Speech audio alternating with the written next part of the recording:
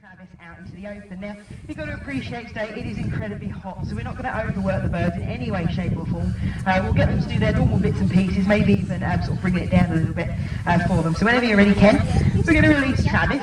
And Travis, bless him, he is one of the sort of more chaotic birds we have in the arena. That's it, well done, shut off, thanks. This one. So little Travis here is a striated caracara. Now these particular birds are part of the falcon family. They don't actually look like a falcon, they don't hunt like a falcon or anything like that. They're a subfamily of this particular species. Now there's 10 species of caracara, they are all found in South America. This particular species is found in the Falkland Islands, so remote to that one particular area, so you can't find them anywhere else. There's not massive amounts of them out in the wild, but they are doing pretty well in comparison to how they were a couple of years ago. Now the difficult thing to try to explain with Travis, obviously he's a little bit chaotic, but he is the most intelligent bird of prey in the world. So what you will find him doing is using lots of different methods to find his food. Now the more methods he has, the better it is. Now the more chance you've got of finding food, obviously the more chance you've got of survival. So he's got to make sure he is literally using his brain to his advantage, trying to find or to scavenge or to hunt for food to make sure he can survive. So one particular method, not a brilliant method for food, but this is one of the methods he will use. Now, he won't go around people's gardens and overturning plant pots and eating flowers or anything like that. What he's actually doing is he's overturning rocks and pebbles, so imagination a little bit here, guys. He's overturning rocks and pebbles and eating crabs and insects from underneath them, so a pretty easy source of food. Like owls. So we thought with this afternoon that we'd bring out the biggest owl we have and the oldest owl we have as well. He's also the laziest owl we have, and that's in comparison to an 18-year-old vulture. Just to give you an idea, vultures tend to be the laziest bird of prey on the planet, so just give you a clue of how lazy this particular bird actually is. Now Mozart is a European eagle owl.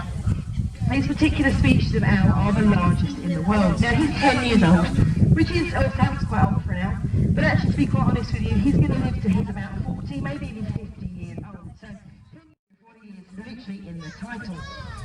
Now being a large species, he will hunt relatively large prey, but actually he's quite a small version of this particular owl. They get much, much bigger than Mozart, so you are looking at probably twice the size if you were a female.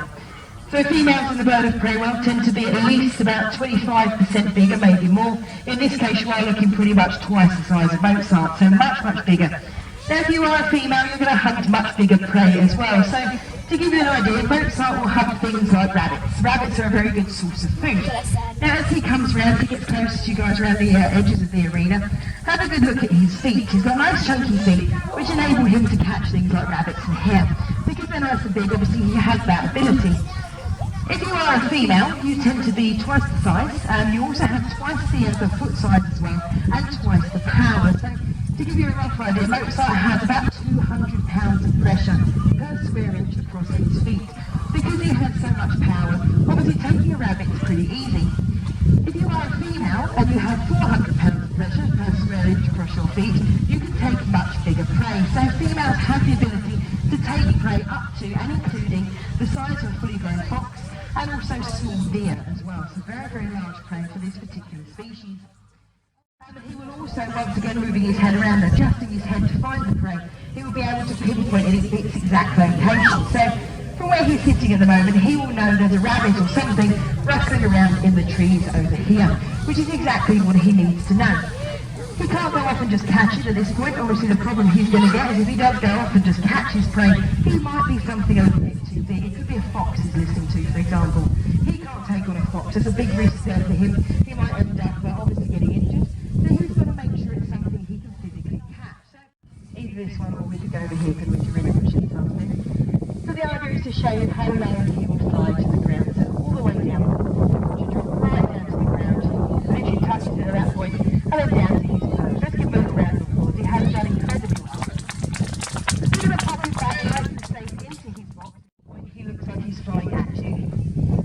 If he looks like he might fly into you, he probably will. So ducking is allowed at this point. So Ken has disappeared off behind you guys, and he's going to fly, hopefully pop in and out of the arena and get him nice and close to your head.